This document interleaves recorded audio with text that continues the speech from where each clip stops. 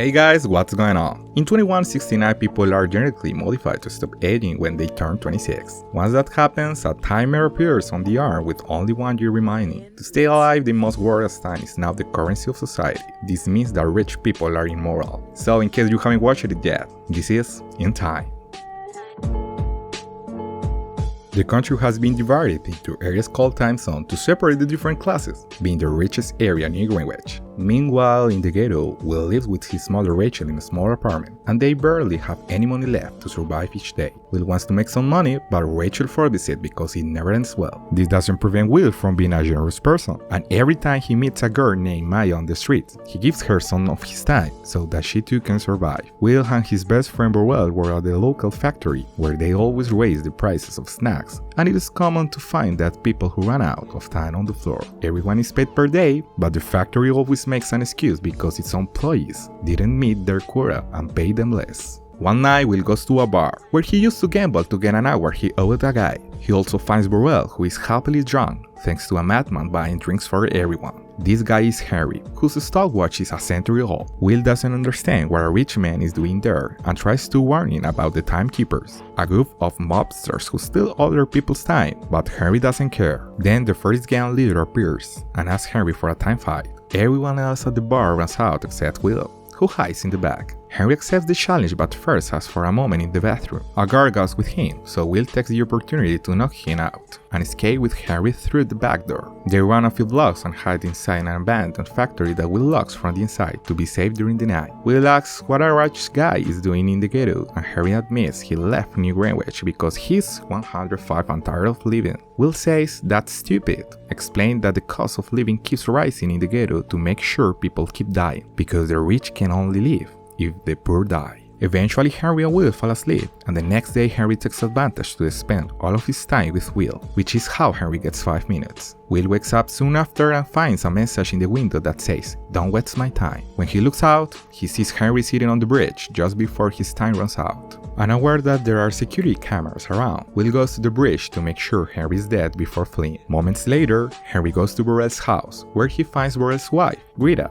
and their new baby. Henry speaks to Burrell privately and gives him a decade, which is how long they have been friends. At night, Henry goes to wait for his mother at the bus stop, but never arrives. Rachel only has an hour and a half left, and the bus fare went up in the afternoon, so now she can't afford it, and it's 2-hour walk home, which means Rachel has to run if she wants to see her son again. Will also starts running when he realizes what's going on. They are seen in the distance, and Will is about to save her, but unfortunately, it is too late and Rachel runs out of time in Will's arms. The next morning, the police known as timekeepers finds out Henry's body in the river. Agent Leon is sure he has been killed by his time, and orders his men to verify the security footage. Because of the camera angle, they can see the body falling, but they see Will's face and assume he's behind Henry's death. Meanwhile, Will wants to avenge his mother's death and hires a limo posing as a rich guy who got lost, and he has the driver drive him to New Greenwich, which means paying an extremely high toll price every time you cross a border. Once he arrives in the city, he stays in a good hotel, and his presence is noticed by Sylvia. After arresting, Will eat something while Sylvia looks away. The waitress realizes that Will is not from around there, but treats him well because he gives her generous tips. She also points out that if Will goes to the casino, he will need better clothes. The fact that Will crossed so many time zones in a few hours seems suspicious in the system, allowing timekeepers to find his current location. Leon also realizes that he also plays Will's father in the past. At night, Will buys a suitable suit and goes to the casino, where asks for a voluntary donation of 1 year because it is not a member. Will joins the poker table, where he meets Mr. Wise, a time-loaning businessman who does not hesitate to wager high amounts of time. Sylvia, who is Wise's daughter, also comes to the table but only to watch, and Will looks at her as he risks and bets everything he has. It turns out to be worth it because Will wins the game, which impresses Wise and grants Will an invitation to his next party. The next day, Will buys a very expensive car and takes it to Wise's party. Sylvia is very curious about Will's and invites him to dance, telling him that he's probably from the ghetto. She confesses that she sometimes envies the ghetto people because they are free, but she has her father's scars and she has no freedom. and she wishes she could do something worthwhile. Will takes her to the beach behind the house to bathe naked, which should count as something silly. Sylvia hesitated at first, but finally got into the water and discussed the possibility of doing more nonsense. When people start looking for Sylvia, she hides with Will in a cave and asks him to come back before they get into trouble. They return to the mansion through different gates to avoid suspicion. Vice invites Will to play poker, but is suddenly interrupted by timekeepers, who find Will's location following the purchase of his car. Will is taken to a private office for questioning, but when he tells them that Henry gave him time to propose, they don't believe him and take away most of his time, leaving him with only 2 hours to book and process. Leon tells Will that he reminds him of his father, whom Will does not remember well. Wise and Sylvia review the situation, and Will takes advantage of the distraction to hit the timekeepers and steal a gun before escaping. He used the gun to take Sylvia as a hostage, and they run out the back door to live in the car. Leon starts chasing Will around the city and even manages to ban his car from behind, but Will responds by driving backwards. He manages to dodge a truck at the last second, but Leon does not react as quickly as crashes into it, meaning that Will manages to escape.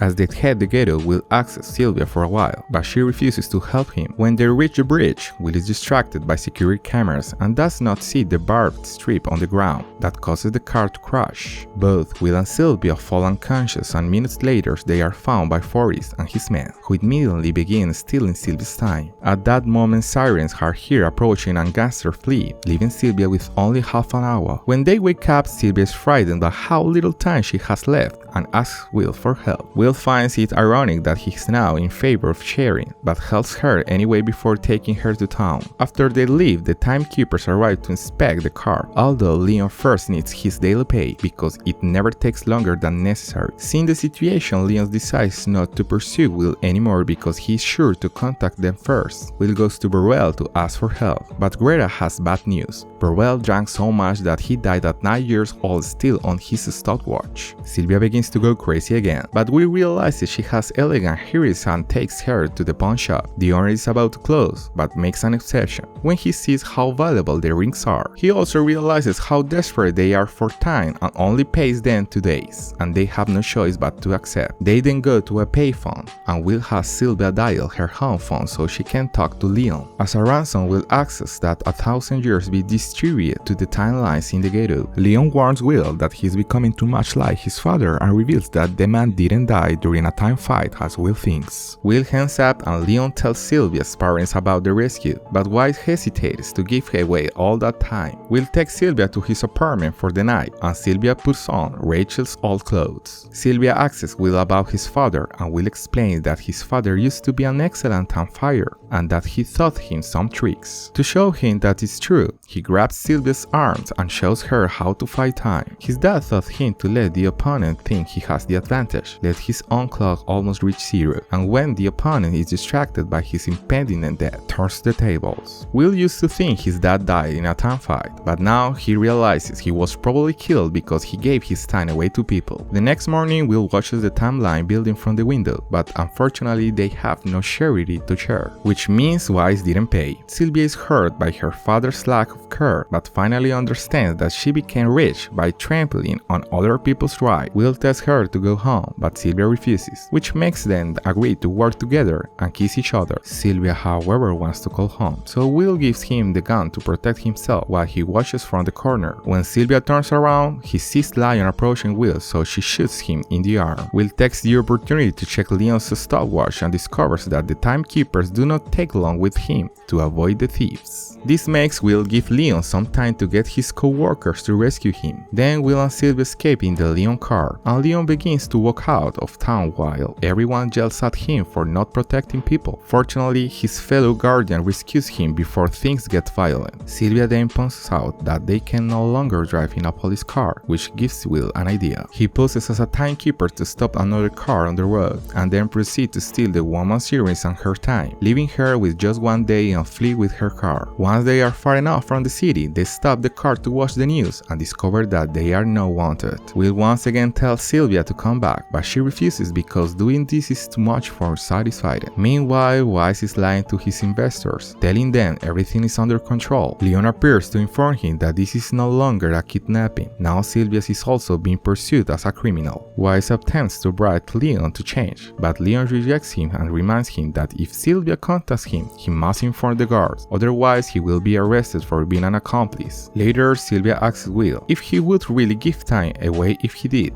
When Will confirms he would, she comes up with a plan. The couple proceeds to steal a Wise money truck and smashes into the time bank, where they steal as many time capsules as they can. The remaining capsules are left for people in the ghetto. When the timekeepers arrive, there is nothing left. In the afternoon, Greta finds a time capsule between her clothes, left by Will as an apology. Will also visits Maya, who is sleeping on the street, and he also leaves her some extra time. The rest of the time, the stall is taken to the timeline for the employee to distribute to anyone who needs it. At the timekeeper's office, Leon notices that there is time he should not be there and thinks that Will is hurting the same people he's trying to help. The next morning, Forrest tries to rob a man, but the boy can't defend himself because he bought a gun. Forrest pretends to let him go, but as soon as the guy turns around, he shoots him. When Forrest checks the man's stopwatch, he's surprised to see that he was wasted a lot of time. Then Will and Sylvia start robbing time banks everywhere, and their adventures make the news. Wise wonders if his daughter was trying to kill him, but his wife points out that Wise almost killed her first. A week later, Leon and his men finally find Will's apartment and prepare to arrest them. However, Will listens to the radio chatter from the window and immediately escapes with Sylvia jumping out of a window in the back of the building. Unharmed by a car below, Leon sees them and begins to chase them through the city. And when Will and Sylvia run across the rooftops, Leon shoots at them. Will responds but fails. So he and Sylvia get off the rooftops and take the bus. The driver considers handing them over the authorities, but Will bribes him to keep quiet and they can leave Leon behind. That day later, Will and Sylvia check into a hotel, paying extra to have all the rooms and also paying the receptionist not to tell anyone. When a new client arrives, he's told to the hotel is full, but manages to see Will and Sylvia climbing the stairs. Later, Forrest and his men begin threatening people on the streets to get information about Will and Sylvia. At first, people remain silent because they want to protect them, but Forrest then kills a man to show what he's capable of. Will and Sylvia realize that the reward for their heads is 10 years, which they consider quite offensive. Suddenly, Forrest goes into the room with his men and holds the couple at gunpoint, while Forrest explains that the timekeepers leave him alone because he steals from his own people, so he must now restore order. He says he doesn't like to kill people in cold blood and challenges Will to a time fight. Will uses the trick his father taught him, and when Forrest starts looking at his stopwatch, Will starts taking all his time. The guards approach to look in shock, and Will takes the opportunity to shoot them, all before making Forrest run out of time forever. When the timekeepers arrive at the hotel, Will and Sylvia are gone. A few hours later, Will warns that loan prices and rates are rising faster to offset the new weather in the streets. Their little robberies don't make a difference. They need at least 1,000,000 years. Fortunately, Sylvia knows where to find that amount. The next day, Wise is worried about the situation and goes to work surrounded by more bodyguards than usual. The guards suddenly turn around when they detect a threat, but it's just Sylvia announcing she wants to surrender. Wise believes her and he's ready to retrieve it. This distraction allows Will to sneak behind him and capture him as a hostage. Then Will and Sylvia take Wise to their office to make him open the safe where he keeps a capsule with 1,000,000 years. Wise says that giving 1,000,000 people a year only prolongs their agony and that 1,000,000 years could paralyze the system. So Will clarifies that is exactly what he wants to happen. Will and Sylvia escape after locking Wise in his own office. When the timekeepers notice that theft, they immediately go after them, blocking the bridge to prevent them from returning to the ghetto. Leon also pursues them, and when he finds them, he concentrates so much on them that he forgets to collect his daily pay. The guards open fire on them, but Will simply ignores the bullets and drives through the barriers, allowing him to reach the ghetto. Leon wastes no time and crashes his car into theirs. Will immediately exits the vehicle and gives them 1,000,000-year capsule to Maya before he and Sylvia attempt to surrender. Leon thinks he's won, but at that moment the timeline announces there's time for everyone, and an anxious crowd fills the street, getting in the way of Leon and allowing Sylvia and Will to escape. Leon pushes people aside to get back to his car and chases the thieves. But when he crosses another barrier, Leon has to follow them on foot. and catches up to them. Will guesses that Leon used to be from the ghetto too. Leon confirms it and explains that he worked hard to get out. Then he tries to arrest them, and Will says it doesn't make sense because he and Sylvia only have a few minutes, so they'll die soon anyway. This causes Leon to check his own stopwatch and realize that he doesn't have much time either because he didn't get paid. At that moment his watch runs out and Leon dies right there on the road. Will and Sylvia only have a few seconds left and kiss each other to say goodbye. However, we realize that their caretakers have time in their vehicles, so he runs to the Leon's car to take something for himself. Sylvia is not as fast as he is. At first she won't make it, but Will runs towards her and they meet halfway, allowing them to share time before death catches them. Back at the company, Wise has given up and tells his employees to do nothing because it's over. News from all over the country shows how people have taken to the streets. Factories are idle, and people are crossing areas to get to New Greenwich. Authorities say that everything is under control, but everyone knows the system will collapse soon. In the timekeeper's office, the employees decide to go home because there is nothing they can do. Will and Sylvia are never caught and being chased in the biggest banks to prevent the old system from returning. That's all guys, subscribe to watch more videos like this and ring the bell. Thank you for watching.